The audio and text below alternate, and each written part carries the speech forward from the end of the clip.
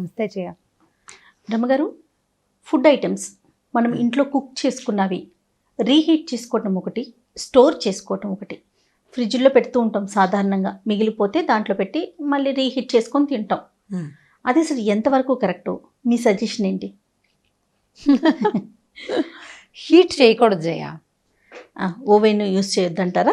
Reheat చేసాము అంటే ఇప్పుడు ఇదివరకటి రోజుల్లో లేనిది ఇప్పుడు వచ్చింది మనకు కొత్తగా. అంటే కొత్త అనకూడదులే, ఓ 20 ఏళ్ళుగా అలా అనుకోండి. న్యూట్రిషన్ ఉండాలి ఫుడ్లో. కూరలు, అన్ని కూరలు తినాలి. మనం జనరల్గా చెప్పుకుంటున్నాం కదా, ఏదో పిల్లలకి రైసులు చేసి పెట్టండి అంటే కూరలు లేకపోతే న్యూట్రిషన్ ఎలా వస్తుంది అని ప్రశ్నిస్తున్నారు. అన్నం పెట్టండి ఏదైనా పర్వాలేదు, ఏదో ఆహారం అంటే కూరలు లేకపోతే ఎట్లా, కూరలు లేకపోతే ఎట్లా, కూరలు లేకపోతే దాంట్లో మనం మిక్స్ చేస్తున్నాం కదా, ఇంకా పెట్టాలి, ఇంకా బోల్డ్ అని చేయాలి, బోల్డ్ రకాల కూరలు. అన్ని కూరల్లో ఉన్న న్యూట్రిషన్ మనం తీసుకోదలుచుకుంటున్నాం. ఇప్పుడు న్యూట్రిషన్ వన్స్ ఎలా వస్తుంది? మనం ఒక పదార్థాన్ని వండిన తర్వాత అది చల్లారాక అయినా తినచ్చు, కానీ దాన్ని మళ్ళీ వేడి చేస్తే ఈసారి టాక్సిన్స్ పెరుగుతాయి. న్యూట్రిషన్ గాల్లో కలిసిపోయి టాక్సిన్స్ వచ్చేస్తాయి. ఎప్పుడైతే మనం ఆహారాన్ని వేడి చేస్తామో దాంట్లో న్యూట్రిషన్ పూర్తిగా నశించిపోతుంది. ఉడికిన పదార్థాన్ని మళ్ళీ వేడి చేయటం మంచిది కాదని చాలామంది పెద్దవాళ్ళు ఎంతమందో చెప్తున్నారు. మామూలుగా మనం పొద్దున కూర చేసుకుంటాం, ఈజీ మెథడ్ చూడండి. అన్నం వండుకున్నాం, ఒక పప్పు ఏదో ఆకుకూర పప్పు చేసాం, ఒకటి ఏదైనా ఫ్రై చేసుకున్నాం, కొంచెం రసం చేసుకున్నాం, ఎక్కువైంది అనుకుందాం, సాయంత్రానికి ఉన్నాయి పదార్థాలు. రైస్ని అవగొట్టేసుకోవాలి. రైస్ని ప్లాన్డ్గా వండుకోవాలి. ఈ 3 పదార్థాలు ఎక్కువ ఉన్న సాయంకాలం మీరు వేడిగా రైస్ వండుకుంటే, పప్పు కూర చారు చల్లగా ఉంటే ఏమవుతుంది? అన్నం వేడి అన్నం ఉంటే సరిపోతుంది, కలిపేసుకోవచ్చు అంటారు, కలుపుకుని తినచ్చు. ఇప్పుడు అలా కాకుండా మనం అన్నము ఎక్కువ వండుకొని అన్నము ఫ్రిడ్జ్లో పెడతారు కొంతమంది.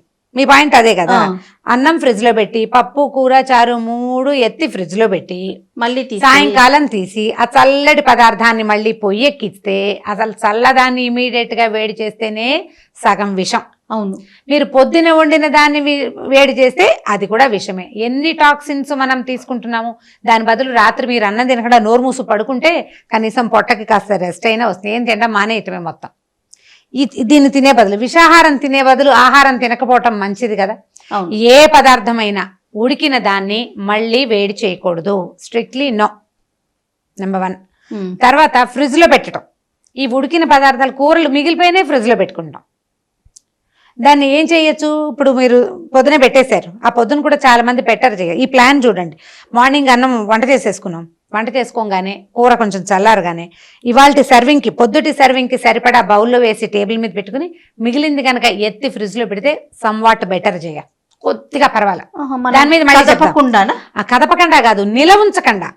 అది మధ్యాహ్నం మనం అన్నం తినేదాకా అది టేబుల్ మీదే ఉండి మనం తిన్నాక మిగిలింది పెడితే ఎన్ని గంటలు అది బయట ఉంది? ఓకే, ఇన్ని గంటలు బయట ఉండి అది పాడవడానికి తయారయ్యే స్టేజ్లో మనం ఎత్తి లోపల పెడతాం. దాన్ని తీసి మరి యథాతథంగా ఎలా పెట్టామో అలాగే మళ్ళీ దాన్ని వేడి చేస్తున్నాం. ఈ 2 తప్పే. మీరు ఈజీగా ఒక పని చేయొచ్చు, వేడి చేసుకోకుండా ఉంచుకోవాలి, ఫ్రిడ్జ్లో పెట్టకూడదు నిజానికి. అయినా మనకి అవకాశం ఉంది, అవసరం ఉంది, పెట్టుకోదలుచుకున్నాం. పెట్టాలంటే పొద్దున వండాం, కూర ఎక్కువ చేసేసుకున్నాం, పప్పు ఎక్కువ చేసుకున్నాం, వీటిని వెంటనే సర్వింగ్ బౌల్స్ లో మనకి సరిపడా, నలుగురికి ఎంత కావాలో మనకు తెలుస్తుంది కదా, ఈ 4 సర్వింగ్స్ కి సరిపడా పెట్టుకుని అందాజుగా మిగిలిందో బాక్స్ లో పెట్టి ఫ్రిడ్జ్ లో పెట్టుకోండి. Okay, number 1. రెండోది, రాత్రి సాయంకాలం ఏం చేయాలి? మనం 9ంటికి తింటాం అనుకోండి, 6:30-7 గంటలకే దాన్ని తీసి బయట పెట్టేసుకోండి. ఆ చల్లదనం అంతా పోయి అది నార్మల్ టెంపరేచర్కి వస్తుంది, మీరు వేడన్నెల్లో కలుపుకొని తినేయచ్చు. ఓకే. మీరు నిలవబెట్టే ప్రక్రియ కొంచెం పర్వాలేదు, నిలవబెట్టిన దాన్ని వేడి చేసే ప్రక్రియ చాలా చెడ్డది. ఓకే, చేయకూడదు ఆ పని.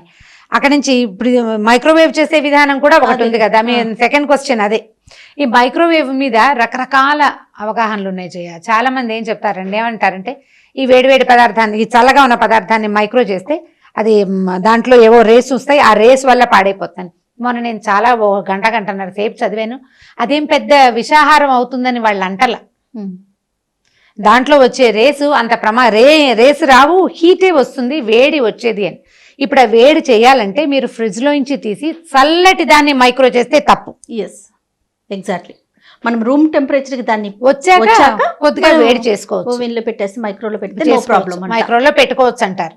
అయితే ఈ మైక్రోలో పెట్టేటప్పుడు స్ట్రిక్ట్లీ ప్లాస్టిక్ వాడదు. అవును, మనం వస్తువు పాడైనా అవ్వకపోయినా మనం ఒక ప్లాస్టిక్ బౌల్లో వేసి పెట్టామనుకుందాం, అది టపర్వేర్ లాంటిదైనా కూడా మంచిది కాదు. ఆ హీట్ కి ఎంతో కొంత ఈ ప్లాస్టిక్ నుంచి కొన్ని మైక్రో ఇవి ఏవైనా బయటికి వచ్చేందుకు అయ్యేందుకు అవకాశం ఉంది. గ్లాస్ వాడుకోండి మైక్రోవేవ్ లో. మైక్రోలో ఏం చేయాలన్నా ఎగ్ పుడ్డింగ్ చేసుకుంటాము, పోరెడ్జ్ లాంటివి చేసుకుంటాము, రాగి మాల్ట్ లాంటివి కూడా మనం మైక్రోలో చేసుకోవచ్చు. వాటర్ హీట్ చేసుకుంటాము, గ్రీన్ టీ కోసం నీళ్ళు వేడి చేసుకుంటాము, వీటన్నిటికీ గ్లాసే. ప్లాస్టిక్ అసలు స్ట్రిక్ట్లీ నో. మార్కెట్ లో చాలా అవైలబుల్ గా ఉన్నాయి, గ్లాస్ చాలా దొరుకుతున్నాయి. ఈ గ్లాస్ వస్తువులు ఇంట్లో ఉండటం కూడా మనకి మంచిదే.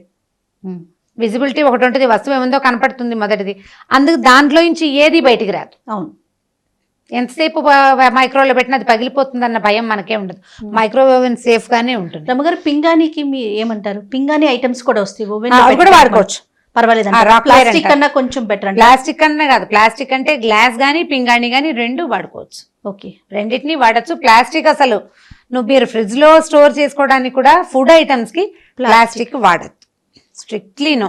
ఇంకా బేకరీస్ వాటిలో అంటే మనకి ఓవెన్ లోనే వాడు రీహీట్ చేసి ఇస్తాడు, అది తప్పదు. ఇప్పుడు మీరు మన వరకు మనం జాగ్రత్త తీసుకుంటాం. అంటే ఇప్పుడు వాడు బర్గర్ వేడి చేసి ఇస్తాడు, పిజ్జా వేడి చేసి ఇస్తాడు, వాళ్ళంతా మైక్రోలోనే చేస్తారు. అవును, వీటిని రీహీట్ చేస్తారు. దానికి ఏమిటంటే అవన్నీ మన రెగ్యులర్ ఆహారంలో భాగాలు కావు కదా, రోజు తినము.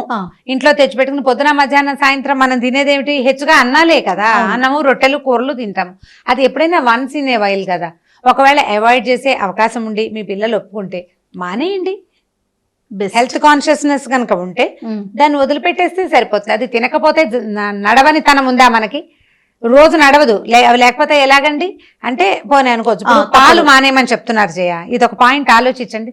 మిల్క్ మంచిది కాదని మనం ఈ మధ్య 2-3 వాదనలు వింటున్నాం. యానిమల్ మిల్క్ మంచిది కాదని, అవి వాడకూడదని. కానీ పాలు ఇవ్వందే రోజు గడవని స్థితి ఉంటుంది. ఇప్పుడు చంటి పిల్లాడు ఉన్నాడు, తల్లికి పాలు లేవు, పై పాలు తప్పకుండా పోయాల్సిందే కదా. తల్లిపాలు లేకపోతే ఆవు పాలు పోసుకుంటాం, తప్పదు. ఇప్పుడు పిజ్జా గానీ బర్గర్ గానీ తినకపోతే మనకు రోజు గడవదా? మనం ఇంకా ఆ సిచ్యువేషన్ కి వెళ్ళలేదు కదా. మనం అన్నం తినగలుగుతాము, చపాతీలు చేసుకోగలుగుతాము, లేకపోతే ఏ దిబ్బరొట్టే చేసుకుంటాం, ఇడ్లీ చేసుకుంటాం, దోశ ఎన్నున్నాయి. వీటిలలో ఏదైనా ఒకటి తినచ్చు కదా మనం. వీటన్నిటిని వేడి చేసుకోవాల్సిన అవసరం లేదు. ఇందాక మనం మాట్లాడినట్టు మీరు ఇడ్లీ పిండి, దోశ పిండి కూడా అవి మనం డెఫినెట్ గా ఇప్పుడు ఇవాళ రుబ్బుకుని నైట్ మనం ఫ్రిడ్జ్ లో పెట్టుకుంటేనే రేపటికి కొంచెం పులుపు వస్తుంది, సాఫ్ట్ గా ఉంటుంది అనుకుంటాం కదా. అవి ఎన్ని రోజుల నుంచి వచ్చంటారు? నేను కూడా 4 days ఉంచుతాను జయ మామూలుగా అయితే. అంటే మరి అవసరాలు ఇంకొక దారి లేదు, ఫ్రిడ్జ్ లో పెట్టుకునేందుకు అవకాశం ఉంది, మానేయగలిగితే అబ్బో చాలా మంచిదే. ఇప్పుడు మనం అది కూడా ఏం చేస్తాం, ఫ్రిడ్జ్ లో పెడతాం ఆ పిండి, పొద్దున్నే 7 గంటలకే మనం టిఫిన్ చేసేయాలనుకోండి, దీన్ని గంట సేపు ముందు పెట్టుకునే అవకాశం ఏది, ఫ్రిడ్జ్ లో నుంచి తీయంగానే స్టవ్ ఎక్కిచ్చేస్తాం. అవును, అక్కడ తనేస్తుంది హెల్త్. అది మనం మార్చుకోవాలి, మనం కొద్దిగా మార్చుకుని ప్లాన్ పెట్టుకుంటే బాగుంటుంది. అయితే ఈ మధ్య ఒక ఫ్రెండ్ చెప్పారు, ఒక పెద్ద బౌలు ఒక చిన్న బౌలు ఏర్పరచు చేసి పెట్టుకోండి. చిన్న బౌలు నిద్ర లేవగానే, అంటే అసలు లేవడం ఫ్రిడ్జ్ దగ్గరికి రావడం, చిన్న గిన్నె తీసి బయట పెట్టుకుంటే మీరు మిగిలిన పనులు చేసుకుని టిఫిన్ దగ్గరికి వచ్చేసరికల్లా ఇది మామూలు అయిపోతుంది. మామూలు అంటే రూమ్ టెంపరేచర్ లోకి వచ్చేస్తుంది. ఇది ఇంత పెద్దది గిన్నె ఉంటే ఆ గిన్నె అంతా నార్మల్ అయ్యేసరికి బోల్ టైం పడుతుంది, పైగా ఈ లోపలికి బయటికి చేయటం వల్ల పాడైపోతుందని చెప్పారు. కానీ ఇడ్లీ పిండి, దోశ పిండి మనం మానుకోలేము. పిల్లలు, చిన్నపిల్లలు కానీ పెద్దవాళ్ళు కానీ, చిన్నపిల్లలు ఉన్న వాళ్ళు సహజంగా అదే చేస్తాం. పిల్లలకి మనం ఈవినింగ్ కర్డ్ పెట్టాలన్న డే టైం పెద్ద దాంట్లో నుంచి తీసి ఒక చిన్న దాంట్లో పెట్టుకొని బయట పెట్టుకుంటే తొందరగా చల్లగా రూమ్ టెంపరేచర్కి వచ్చేస్తుంది. అదే, దాని బదులు ఈజీ మెథడ్ ఏంటంటే మనం పొద్దున సాయంత్రం పాలు కాచే అలవాటు ఉంటే 2 పూట్ల తోడు పెట్టే అలవాటు పెట్టుకోవాలి. మా చిన్నప్పుడు అలా పెట్టేవాళ్ళు జయ, మాకు 2 పూట్ల తోడు పెట్టుకునే అలవాటు ఉండేది మా ఇంట్లో. పొద్దునే పెద్ద గిన్నె ఉండేది, రాత్రికి కొద్దిగా సుమారైన గిన్నె. పొద్దుటి పూట భోజనాలు ఎక్కువ కదా, రాత్రి కొంచెమేగా, పిల్లలకి కొంచెమే పెరిగేసేవాళ్ళు. మా వాళ్ళు ఇంతే పెరుగు నీళ్ళు పోసుకోవాలి స్ట్రిక్ట్లీ. మాకు అంటే అచ్చయోక్తిగా అనిపిస్తుంది కానీ 40 పైన గేదెలు ఉండేవి నా చిన్నప్పుడు. పెద్ద పెద్ద గేదెలు, ఆవులు కూడా ఉండేవి. కానీ అంత పాడున్నా మేము ఎక్కువ పెరుగు తిన్నాం. రాత్రిపూట పెరుగు ఒకటే బిళ్ళ లెక్క అనమాట, ఒక గరిటెతో తీస్తే ఇక అది, ఆ తర్వాత ఇంకా నీళ్లు పోసుకోవటమే. స్ట్రిక్ట్లీ గట్టి పెరుగు 2 పూట్ల తోడేసుకోవటం చాలా మంచి అలవాటికి. మనం ఫ్రిడ్జ్ లో పెట్టాల్సిన అవసరం ఉండదు, మిగిలిపోయింది పెట్టుకోవాల్సి వస్తుంది, ఇంకా తప్పదు కదా. ఒక అవకాశం, ఫ్రెష్ పెరుగు వచ్చిన టేస్ట్ మనం ఫ్రిడ్జ్ లో పెడితే అంత అనిపించదు. ఏ పూట కాపుటప్పుడు అనిపించదు. వింటర్లో కొంచెం కష్టం రమ్మగారు, తోడుకోవటం కొంచెం ఇబ్బంది అనిపిస్తుంది. అప్పుడు మనం ఏం చేయొచ్చు అంటే, చిన్న హాట్ ప్యాక్స్ ఉంటాయా మన దగ్గర జయ, హాట్ ప్యాక్ లో కనుక తోడుపెట్టి, చిన్న గిన్నెలో తోడుపెట్టి దాన్ని ఆ గిన్నె ఎత్తి హాట్ ప్యాక్ లో పెట్టి మూత పెట్టేయండి, తొందరగా తోడుకుంటుంది. ఓ. ఎయిర్ ఉండదు కదా లోపల. అవునవును. నా దగ్గర ఇంకొక ప్లాన్ ఉంది. టప్పర్ వేర్ డబ్బాలు ఉండేవి, పెద్దగా వాడడం మానేసాం. అయితే అది ఎయిర్ కొంత తీసేయచ్చు, అందులో సీల్ చేసేస్తాం కదా. ఈ గిన్నెని తోడుపెట్టిన గిన్నె నా టప్పర్ వేర్ దాంట్లో పెట్టడం, మూత పెట్టడం. ఓ టైట్ గా పెడితే ఎయిర్ లేకపోతే క్విక్ గా తోడుకుంటుంది. మైక్రోవేవ్ లో కూడా పెట్టుకోవచ్చు. మైక్రోవేవ్ లో పెట్టచ్చు. మైక్రోవేవ్ ఈ గిన్నెని పాలు తోడేసామా, బాగా కొంచెం ఎక్కువ కదపండి. మైక్రోవేవ్ బాగా క్లీన్ చేసుకోవాలి రమ్మగారు. ఎప్పటికప్పుడు క్లీన్ చేసుకుంటేనే పెరుగు పెట్టాలి, లేదంటే పెరుగు ఒకలాంటి స్మెల్ వచ్చేస్తుంది, పాత వాసన వస్తుంది. మరి ఎప్పటికప్పుడు క్లీన్ చేసుకోవాలి. మేమేం కూరలు వేడి చేసుకోం, ఓన్లీ నీళ్ళకే హాట్ వాటర్ కోసమే వాడుకుంటున్నాం అన్నమాట. ఏదేమైనా మనం రీహీట్ చేసుకోవటం మాత్రం కరెక్ట్ కాదంటారు. కరెక్ట్ కాదు, కొంచెం ఆలోచించి చేయండి. మీరు న్యూట్రిషన్ కావాలి అంటే వస్తువుని వేడి చేయకూడదు. వేడి చేసామా న్యూట్రిషన్ పోతుంది. చల్లటి పదార్థం తినచ్చు లక్షణంగా, అన్నం మాత్రం వండుకోండి వేడిగా.